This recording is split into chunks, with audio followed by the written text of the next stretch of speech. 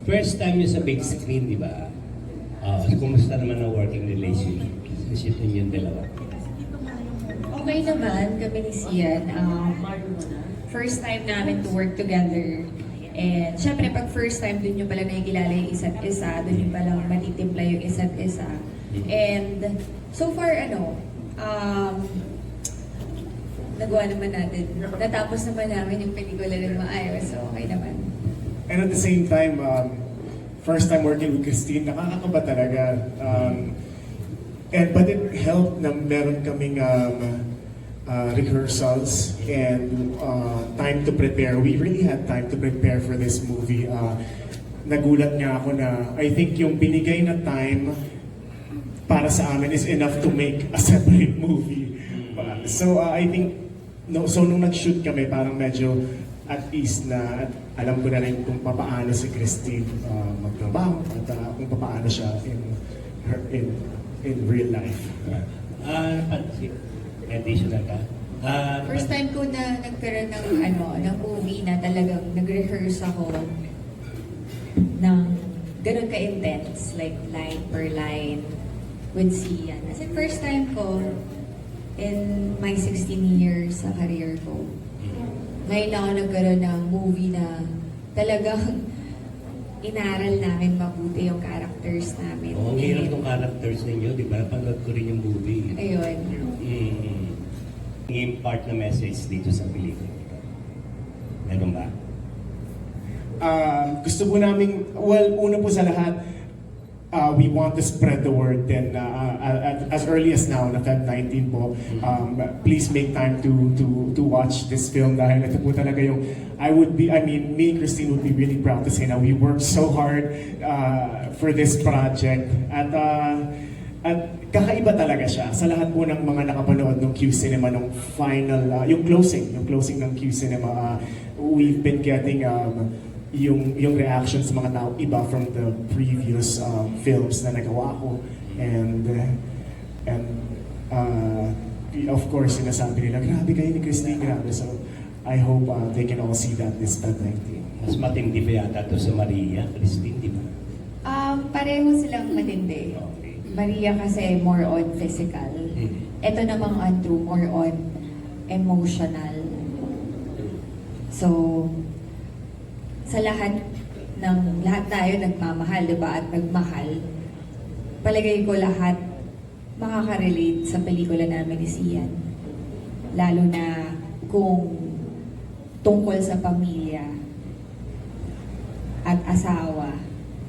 Ayan. Lahat ba ng sinasabi ng mahal mo, pinaniniwala? Lahat ng sinabi ng mahal mo? Oo, pinaniniwala. Alam mo, maganda yung tanong na yan kasi yung pelikula namin Di ba? tungkol doon. Yes. Diba? So, yun. He said, she said. She says, He said. film. Oo. So, hindi siya typical film. And sa palagay ko hindi ako sigurado, pero palagay ko ito ang unang pelikulang Pinoy na nag-attempt na gumawa ng ganitong klaseng pelikula. So kami ni Xian, nung natanggap ko yung script, nabasa ko, tuwang-tuwa ako. Ang ganda kasi ng script ni Director Sigrid. Can you enlighten us more about your characters as Joaquin and Mara? How did you meet? Anong nangyari dun sa characters nyo? Ba't kayo nagbubugbog? Typical story na isang babae at lalaki na nagkakilala and yun, nagkagustuhan. So, doon na kayo nagkita, hindi dito sa Pilipinas? Opo, doon na sa Georgia. You both work there? Opo, OFW kami sa Yes. Georgia. Tapos? And without spoiling too much, kasi iniingatan din namin magsabi ng information baka ma-preempt namin sa lahat ng hindi pa nakakapanood niya. At syempre for our viewers, meron sila parehong meron sila parehong pinaglalaban dito at susundan ng mga taong nanonood yung kung paano nag-unfold yung relationship nila. Kumbaga, I think it's safe to say na may versions of truth kami na ipapakita po. So, nasa sa kanila po yun. Dito po, dadalhin kayo ni Direct Sigrid sa medyo roller coaster of emotions. Kasi hindi throughout the film, parang questioning niya talaga, sino pa talaga nagsasabi ng totoo dito? Talaga ba? Parang, bakit? Yan. Kailangan sa umpisa pa lang ng pelikula, attentive kayo. Kasi lahat ng eksena, part yun ng story talaga eh. So tipong may twist in the end. Meron po, opo. So, how is it working with Sigrid? It's your first time to work with her, both of you, right? So, kumusta ang experience mo sa kanya? Being First, a young female director dito sa atin. Very energetic pa si Direct Sigrid eh. Talagang perfectionist. Yun, ang right word for Direct Sigrid. And she's very intense to the point na hindi talaga siya hindi siya mag-move on to the next scene or sasabihin na okay na yan, ayusin na lang natin sa post o bawi na lang sa susunod. No, never. Lagi niyang ginagamit yung word na yun, never. She's not gonna settle for less. I think that's the perfect way to describe her. And I noticed the movie is not described as a love story. What is it exactly? Actually, hindi siya yung tipo mong love story na Filipino type na, oh, love story to, feel good movie. It's a love story, but deeper. Kumbaga, maraming mga nangyari sa pelikula namin na maaaring nangyari rin sa ibang tao. Kasi parang It's deeper po eh. ang construction niya, it's a thriller. Kung sino nagsasabi ng totoo, tapos Which, in reality, nangyayari talaga. ikaw, Xian, what would you say about the movie? I would say na yes, tama po na hindi nga masyadong tinatakel yung, hindi masyadong sinasabi na it is a love story. Meron definitely na pagmamahalan yung dalawang characters. It's a love story in a sense na boy meets girl, girl meets boy. But kung paano nag-unfold at paano, kung saan dinala yung relationship nila, I think it turns into a mystery suspense thriller. So it's a medyo may pagka genre breaking type of film na saan ba talaga ako dadalhin ito? And it's part of the execution na parang ano ba talaga? What's happening? So, ano yung role ni Ren Escaño? I know she's part of the movie, she mentioned before. So, is it a big part? What role does she play here?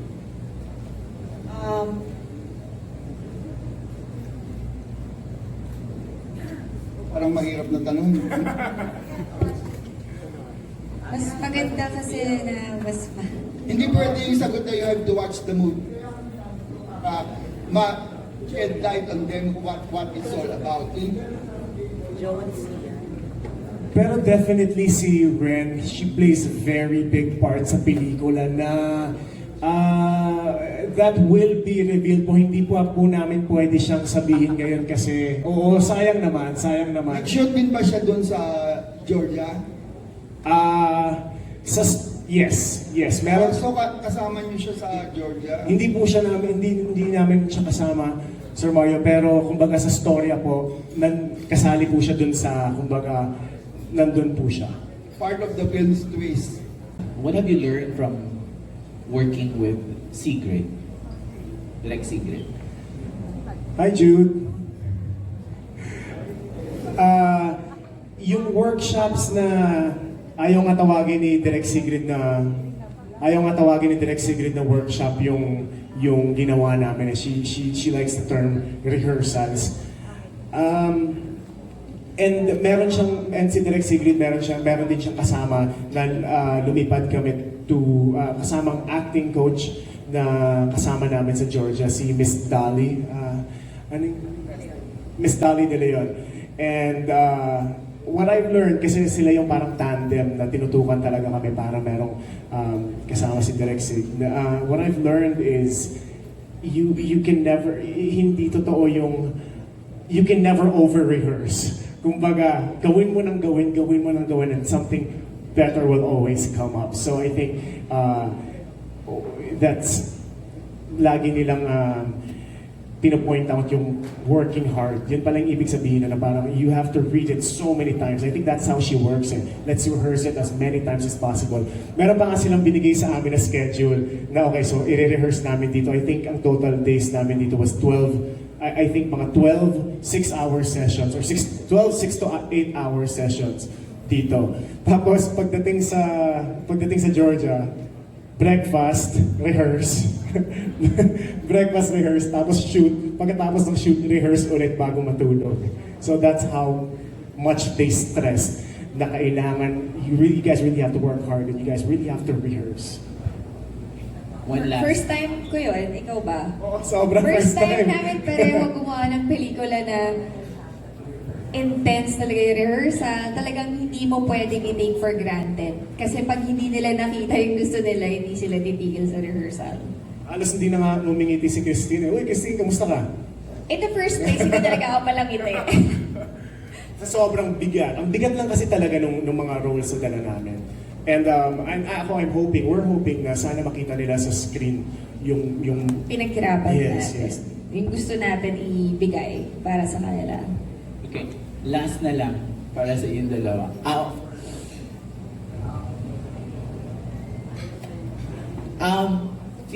Since you're a writer-director also, how meticulous Sigrid Bernardo is as a writer-director?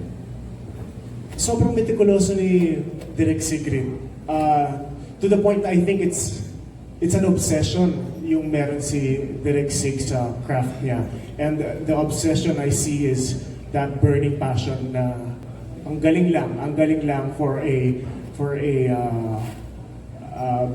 nagsisimula na katulad ko to witness how she works. Especially hindi lang si Direct Sigrid eh. I also want to give credit to the people around her.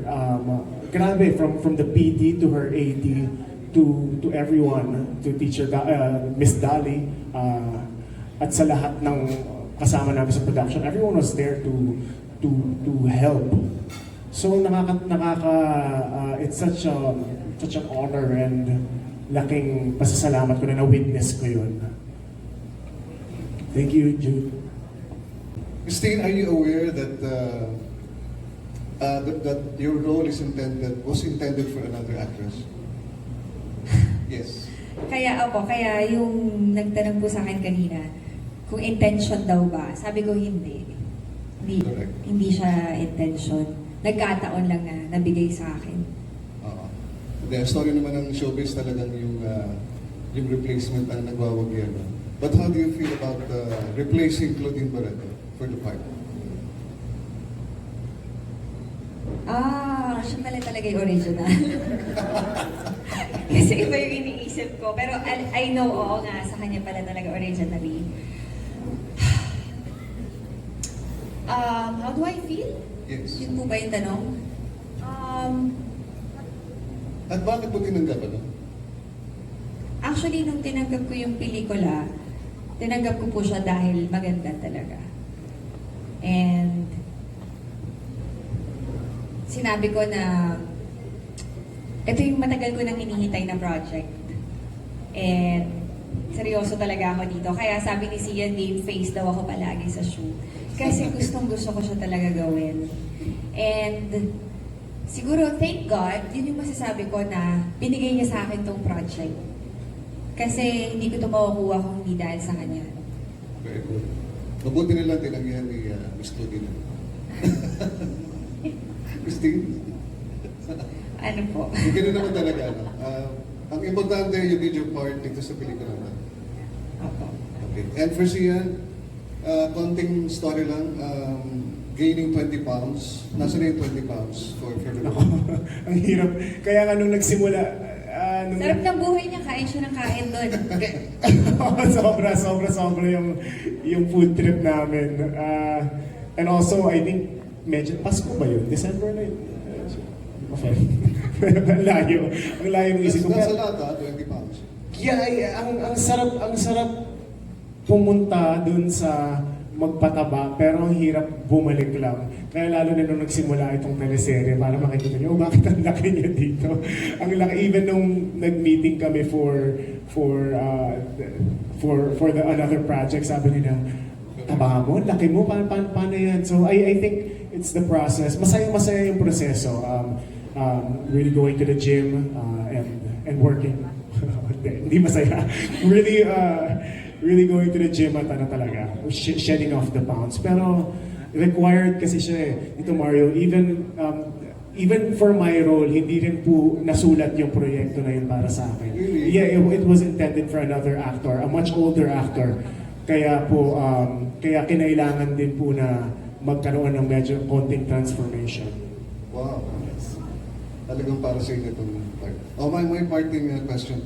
Sino mas baliw sa inyo, Christine? Ano to? Sa role o personal ano to? Both.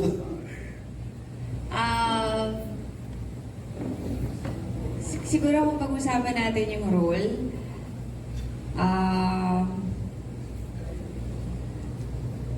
parehong baliw na umibig. Parehong Okay. baliw na umibig. Kasi feeling ko, lahat naman tayo, kapag umibig, nababaliw eh. Hindi pwedeng hindi. Kung hindi ka nabaliw, hindi ka umibig. Correct. Xian. Okay. Sagutin mo. Sige. Sa role, I think tama. I completely agree. Na pareho. Na parehong, lahat naman, kung umibig, baliw. Pero I think, sa totoong buhay, parang si Christine yung mas baliw. Hindi, totoo. Sa totoong buhay. Sa totoong buhay. Sabi, ang sa sobrang pagkabaliw ni Christine, parang meron kaming isang eksena eh. Parang meron kaming isang eksena na medyo mahaba yung eksena. Tapos acting, action. Tapos medyo naguluhan lang ako. Sabi ni Christine, ano ba? Yung sa bar. Meron kami eksena sa bar. Basta parang biglang nag-flip si Christine, ano ba? Ayusin mo! Christine, saan na galing yun? Tapos, pagkatapos, okay na, tara, let's go. Sabi ko, dalawang characters to si Christine. So parang, I think siya, from intense to parang too nice. Tapos, ang hirap templahin. Very good. Parang I agree. Thank you. Maraming salamat po. Thank you for being here. Thank you for taking time sa araw ninyo to be here. And we hope na matulungan niyo po kami to spread the word na it is this Feb 19 showing na po yung UnTrue. Kasama ko dyan, of course, Miss Christine Reyes at directed and written by Sigrid Bernardo. So please watch this film. Pinaghirapan po namin to. At yes, thank you. Yes, Feb 17 po yung premiere night namin. So, kung gusto nyo manood, welcome kayo manood doon. Para maipabalita nyo rin kung gaano kaganda tong UnTrue. And I'm very proud to say na maganda talaga tong UnTrue. Sa Feb 19 siya ilalabas. So, sana maging isa siyang classic Filipino film na, yun, Sana mangyari yan. Sana magustuhan niyo yung pelikula namin. Directed by Sigrid Bernardo. So yan. Thank you. Okay. Thank you on that note. Maraming salamat po sa pagdalo sa Presscon ng UnTrue.